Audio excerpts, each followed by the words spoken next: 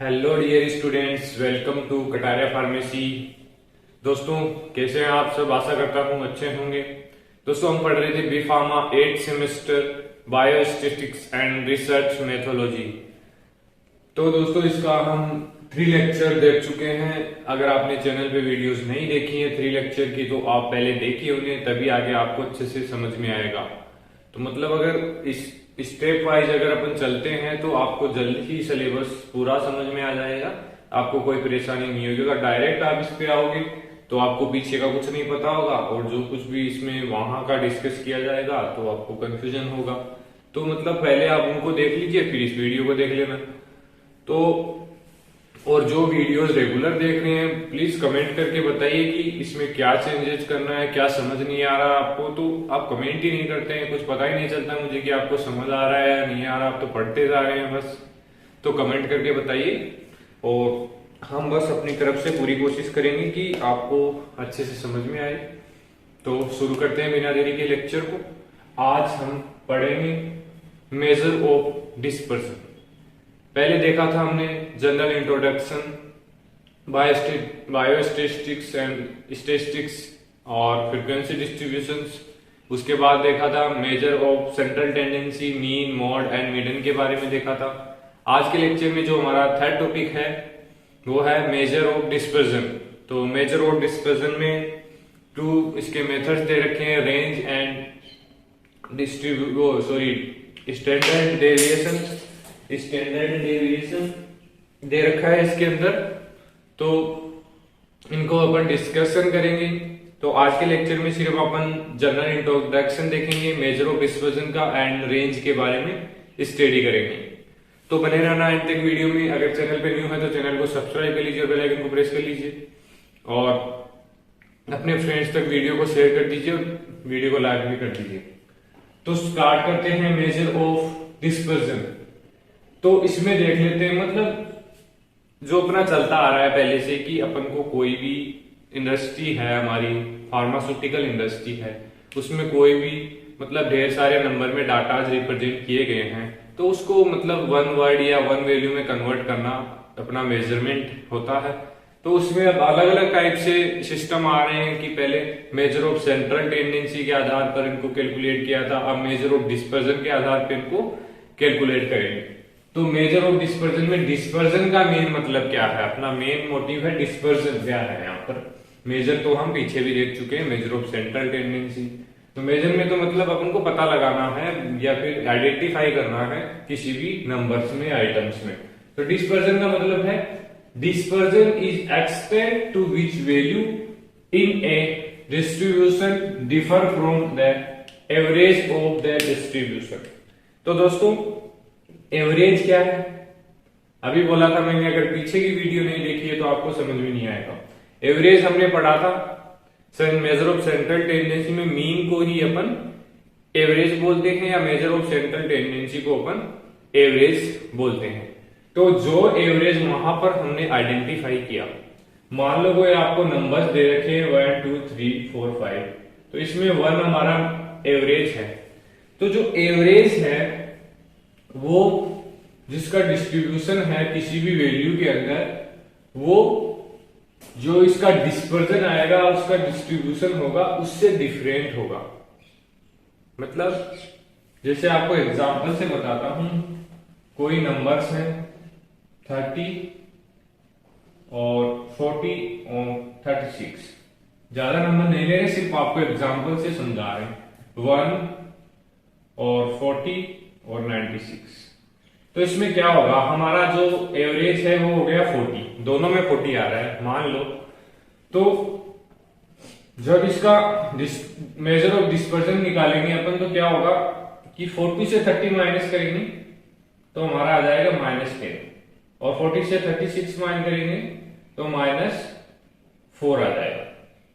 मतलब सॉरी, इसको 45 कर लो, लार्ज वैल्यू कर लो, तो -5 आ जाएगा। लेकिन यहां देखिए 40 से -1 करेंगे तो -39 आएगा, एंड यहां पर माइनस करेंगे तो 46 आएगा प्लस में।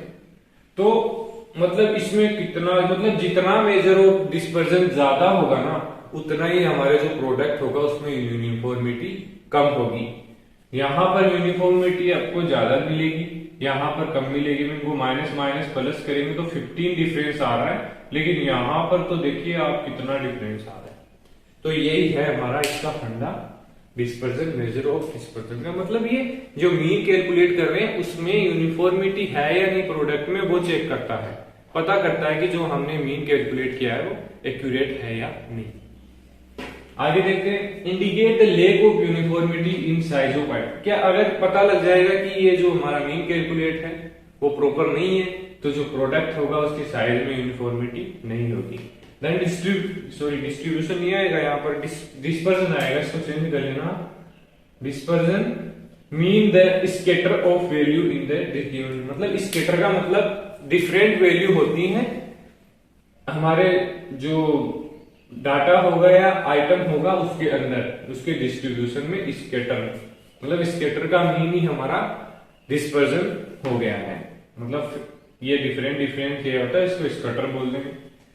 दोस्तों कुछ अजीब ही सब्जेक्ट है, ना मैथमेटिक्स है, ना फिजिक्स है, ना बायोलॉजी है, ना हमारा फार्मेसी से तो कोई ताल्लुक ही नहीं लग रहा है इससे, लेकिन है इसका, अपन को पढ़ना पड़ेगा है अपने बिजनेस मैनेजमेंट में। जो हमारा, अगर आप फार्मेसी के बाद कोई बिजनेस करना चाहते हैं, कंपनी ओपन करना चाहते हैं कोई भी, तो उसमें आपके लिए हेल्पफुल होगा। लेकिन अभी हम बाद में आपको नॉलेज आ जाएगी इसकी, लेकिन अभी हम अपने एग्जाम के ऊपर फोकस करते हैं, तो इसका करना भी जरूरी है। नहीं कि इसको स्किप कर देंगे तो ये अपना पीछा छोड़ देगी, ऐसा कुछ नहीं है, इसको करना पड़ेगा।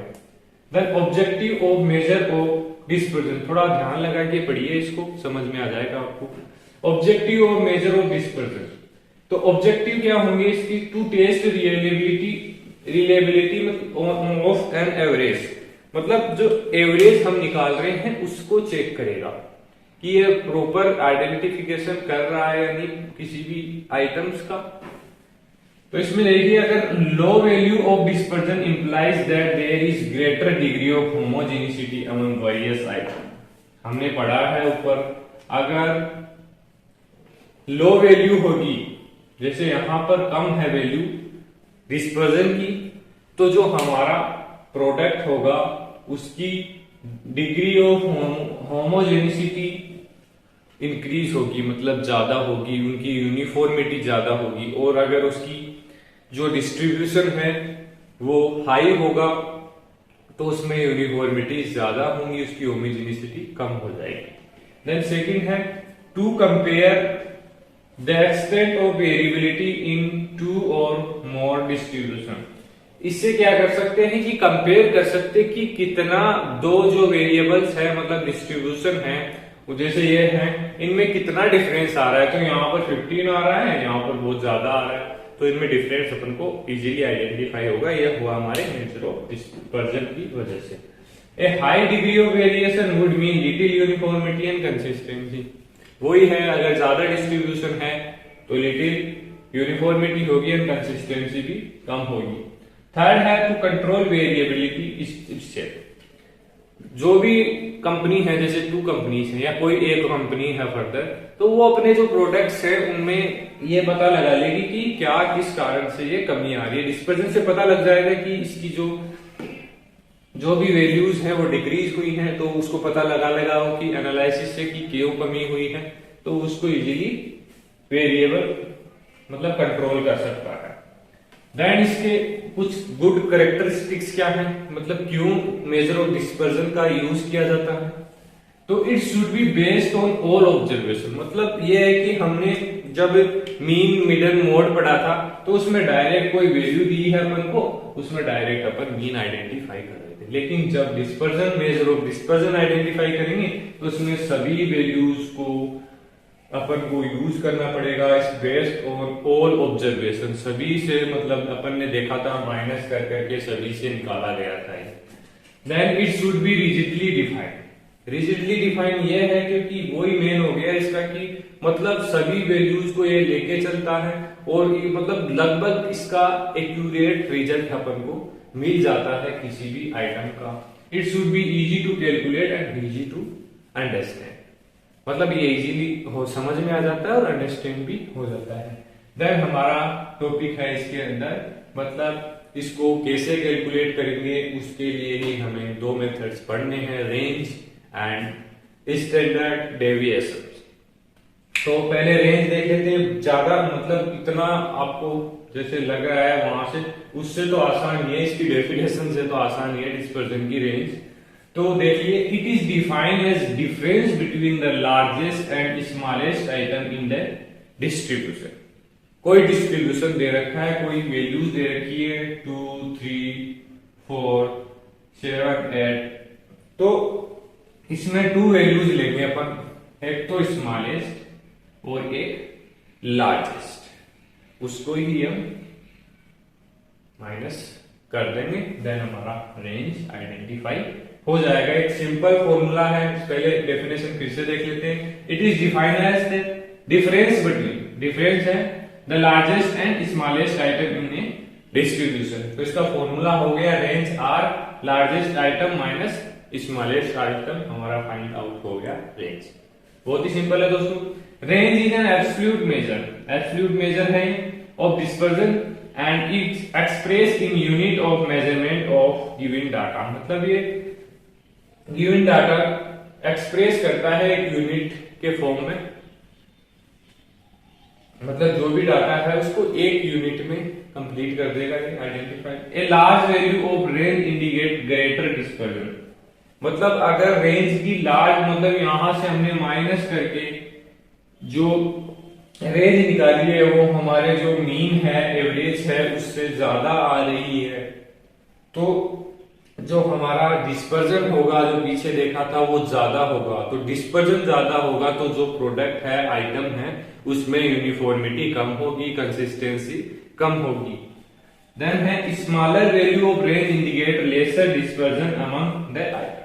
अगर स्मॉलर वैल्यू होगी रेंज की, जैसे यहां पर कितना 45 आ रहा था, मतलब लार्ज, तो यहां पर अगर 4 आ रहा है या फिर इसके पास आ रहा है 8 आ रहा है 6 आ रहा है, तो smaller value of range indicator lesser dispersion, dispersion कम होगा हमारा, तो डिस्पर्जन कम होगा तो प्रोडक्ट की यूनिफॉर्मिटी इंक्रीज होगी और उसकी कंसिस्टेंसी बढ़ेगी, होमोजेनिटी बढ़ेगी।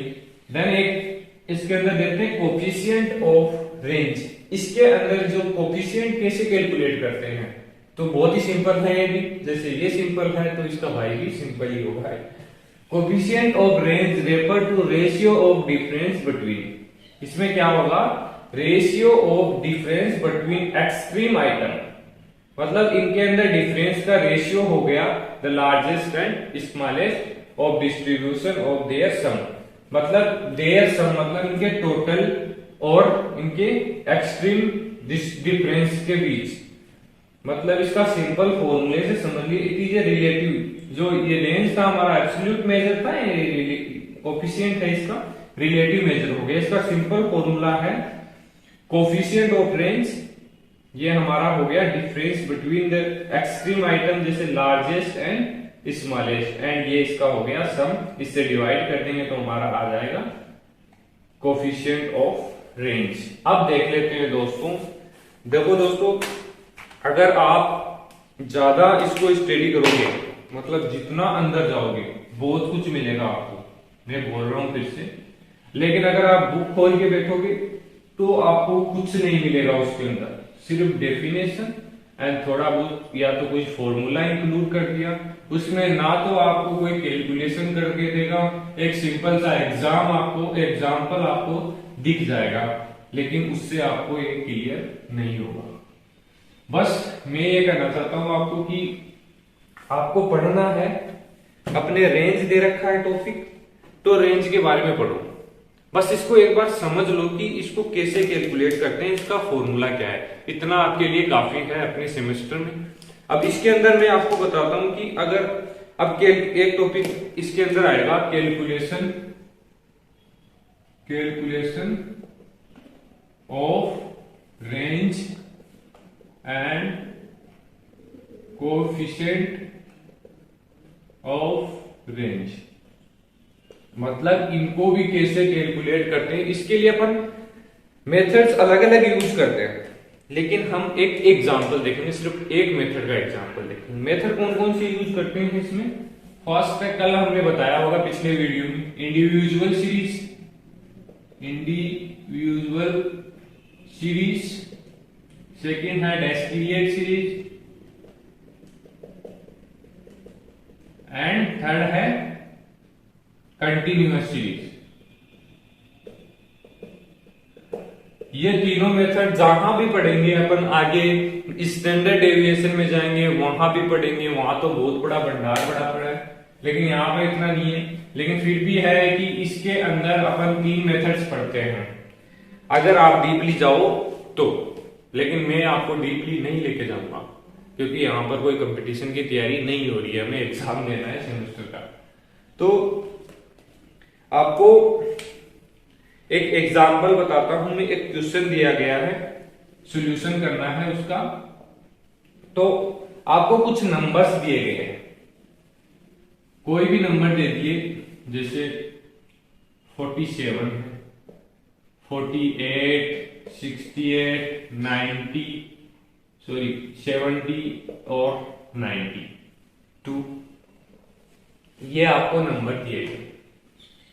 अब मैंने तो इसको पहले से ही असेंडिंग ऑर्डर में अरेंज कर दिया है, लेकिन अगर असेंडिंग ऑर्डर में अरेंज नहीं है तो आप कर लीजिए इसको कि पहले जो स्मॉलेस्ट नंबर है उसको रख देंगे, देन लार्ज जो लार्जेस्ट नंबर है उसको लास्ट में रख देंगे। तो अब आपको ये क्वेश्चन दिया गया है, इससे आपको मतलब सारा क्लियर हो जाएगा कि हमने जो पीछे रेंज देखा था वो कैसे स्टडी किया था। रेंज और कोफिशिएंट दोनों फॉर्मूलाज का अपन यहाँ पर यूज करेंगे, जिससे हमारा क्वेश्चन आराम से हल हो जाएगा। तो रेंज निकालना है हमें इसका। रेंज का फॉर्मूला क्या था? Largest minus smallest, L/S। तो लार्जेस्ट क्या है हमारे 92 से ऊपर कोई दिख नहीं रहा ना आपको, एंड स्मॉलेस्ट है हमारा 47। तो बहुत ही सिंपल है, 92 माइनस 47 आ गया हमारा आंसर 45। तो ये हमारा रेंज हो गया। रेंज। अब इसका कोफिशिएंट कैसे निकालते हैं? कोफिशिएंट ऑफ रेंज फॉर्मूला क्या था? ऊपर तो हमारा जो ही डिफरेंस था, देन नीचे सम अप था। तो जो डिफरेंस है 92 44 एंड 92 प्लस 47, तो इसमें आ गया हमारा 45 190। इनको ऐड करेंगे, इनको माइनस करेंगे, इनको ऐड करेंगे, तो यहां पर ये आंसर आ गया हमारा 0.32। ये हमारा है कोफिशिएंट ऑफ रेंज। बहुत ही आसान है दोस्तों, कैलकुलेट हो गया, समझ में आ गया आपको, आशा करता हूं। बस इतना ही है, आगे जाएंगे अपन, इनमें अलग होंगे, इनमें अलग यूज होंगे मेथड, तो इतना हम पॉसिबल नहीं है।